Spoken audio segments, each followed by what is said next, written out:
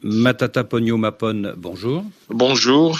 Vous êtes candidat à la présidentielle de l'an prochain, mais vous n'êtes pas le seul. Qu'est-ce qui vous distingue des autres candidats ? Bon, écoutez, j'ai été Premier ministre pendant presque 5 ans, entre 2012 et 2016. Et cela m'a donné une certaine expérience dans la gestion des affaires de l'État. Bon, je sais que d'autres candidats ont participé à la gestion du pays, mais cette expérience particulière au niveau de la primature, avec des résultats socio-économiques excellents, fait de moi un candidat particulier. Quels sont ces indicateurs économiques dont vous êtes fier ? Bon, d'abord, le taux de croissance économique. Et pendant que j'étais au gouvernement, entre 2012 et 2015, les taux de croissance moyens étaient un peu plus de 7%. Et alors que la moyenne africaine au sud du Sahara était de 3,5%. Deuxième indicateur, taux d'inflation. Nous avons réalisé des taux d'inflation le meilleur possible en termes de moyenne annuelle. Je dois vous dire qu'il fut même une année, je crois en 2014-2015, où nous avons réalisé des taux d'inflation de 0,8% pour toute une année. Donc on n'a même pas atteint 1%. Mais Matata Ponyo Mapone, est-ce que votre bilan de Premier ministre n'a pas été entaché par le dossier du parc agro-industriel de Bukanga-Lonzo ? L'inspection générale des finances vous a accusé en novembre 2020 d'être l'auteur intellectuel de la débâcle de ce projet agro-industriel qui s'est terminé par le détournement de plus de 200 millions de dollars. Bon, vous savez, c'est scandaleux d'abord de qualifier quelqu'un de responsable intellectuel. Ça veut dire tout simplement qu'il n'a volé aucun dollar. Parce que bon, quand on dit de quelqu'un responsable intellectuel, c'est qu'on est incapable de prouver qu'il a détourné $1. Deuxièmement, quand on parle du détournement de 200 millions de dollars, lorsqu'on demande à la Banque centrale combien il a décaissé, ce montant est loin d'atteindre les 200 millions de dollars. Donc ça veut dire en d'autres termes, ce sont des chiffres qu'on a fabriqués dans le but de nuire. Troisièmement, le parc agro-industriel était géré dans le cadre d'un partenariat public et privé entre le gouvernement congolais et une entreprise sud-africaine spécialisée dans la matière agricole. Et le responsable de cette entreprise a dit clairement lors d'une interview publique ici en RDC qu'il n'a jamais remis $1 à M. Matata, que ce soit directement ou indirectement. Donc en principe, si j'étais en face des institutions crédibles et tout ça, mais je devais recevoir des excuses et à la fois de l'inspecteur général des finances et à la fois du procureur général près la Cour constitutionnelle. Et donc, je ne pense pas que ces dossiers puissent entacher mon bilan socio-économique parce que c'est plutôt un dossier politique qu'un dossier judiciaire au sens strict. Le problème, monsieur le Premier ministre, c'est que le projet agro-industriel de Bukanga-Lonzo, il a échoué, et notamment parce que la société sud-africaine African Commodities n'a pas rempli toutes ses obligations. Or, c'est vous qui avez choisi cette société au départ. Est-ce que vous ne le regrettez pas ? Ce n'est pas une débâcle due à une mauvaise gouvernance.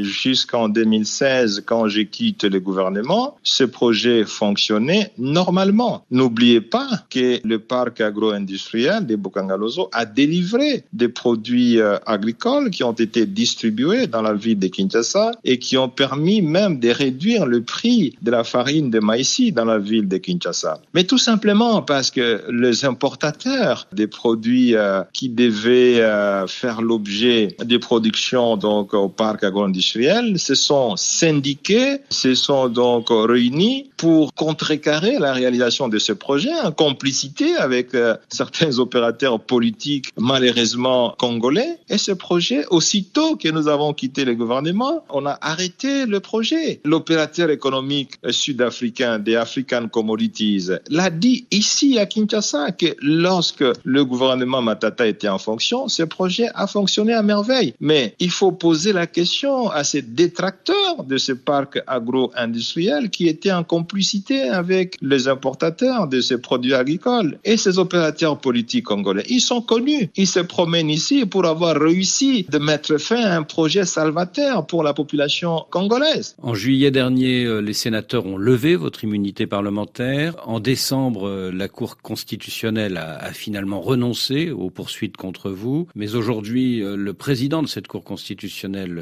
vient de quitter ses fonctions. Est-ce que vous ne craignez pas d'être rattrapé un jour par la justice de votre pays? Bon, Dieu merci. La Cour constitutionnelle, elle a conclu que toutes les poursuites judiciaires qui étaient menées contre moi, que ce soit dans le dossier Bukanga-Lozo, que ce soit dans les dossiers des biens arianisés, étaient non conformes à la Constitution. Et l'article 168 alinéa 2 de la Constitution dit clairement que tous les dossiers non conformes à la Constitution sont nuls de droit. Ça veut dire tout simplement qu'au jour d'aujourd'hui, si la Constitution était appliquée, mais écoutez, je serais libre et j'aurais recouvré toutes mes immunités et tous mes mouvements. Tous les rebondissements qui se font à la Cour des cassations ou ailleurs, mais ce sont des rebondissements anticonstitutionnels. C'est des violations flagrantes des lois du pays dans l'objectif uniquement de pouvoir condamner quelqu'un qui n'a détourné aucun dollar. Donc vous craignez toujours des poursuites judiciaires? Bon, écoutez, tout le monde sait aujourd'hui que pour atteindre M. Matata, on peut violer toutes les lois du pays. Ça devient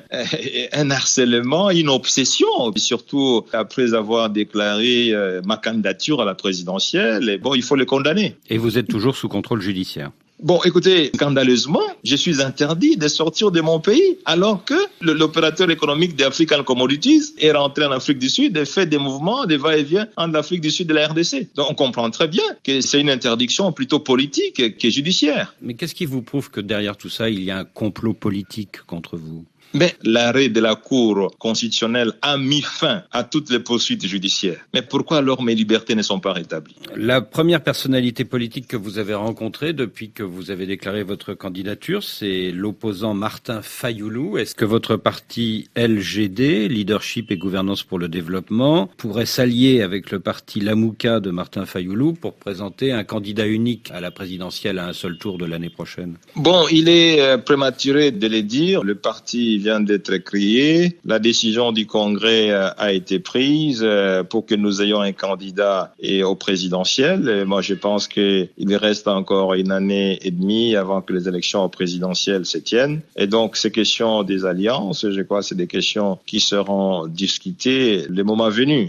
Oui, mais à la différence des poids lourds de l'opposition comme Moïse Katumbi, comme Joseph Kabila, comme Martin Fayulu, vous n'avez pas de troupes, vous n'avez pas de députés nationaux, vous n'avez pas de députés provinciaux. Comment allez-vous faire campagne? Oui, mais il faut pas être amnésique. Lorsque M. Fayulu Martin a été candidat à président de la République, il n'avait pas un nombre de députés comme vous le souhaitez. Je ne pense pas que pour être candidat aux élections, il y a une condition qui dit qu'il faut avoir des députés ou des sénateurs. Non, ce n'est pas une condition. Donc pour moi, ça ne pose pas de problème. Pour l'instant, vous y allez seul, hein? Pour le moment, nous sommes seuls, oui. Est-ce que vous ne craignez pas que votre candidature apparaisse comme celle d'un technocrate qui n'a pas l'ancrage et le réseau nécessaire? Je ne pense pas, et je crois que le travail que je fais au profit de la population congolaise, d'abord en tant que ministre des Finances, mais aussi en tant que Premier ministre, m'a permis d'être connu par les Congolais qui ont apprécié la qualité de ce travail. Donc, je ne me présente pas comme un inconnu. Et si vous êtes élu, quel sera le changement le plus important que vous apporterez à ce pays? Le changement le plus important, c'est adjoindre à la politique économique un leadership de qualité, un leadership transformationnel, mais aussi une gouvernance de qualité. Et nous pensons que le binôme leadership-gouvernance est un binôme qui est à mesure de pouvoir créer une synergie dont le pays a besoin. Et donc, l'idéologie politique des LGD, c'est la social-démocratie, c'est-à-dire le libre entreprise, un capitalisme adossé sur une prise en charge sociale. Donc, si le LGD prend le pouvoir, il va favoriser effectivement une économie compétitive qui n'oublie pas le secteur social, mais qui vise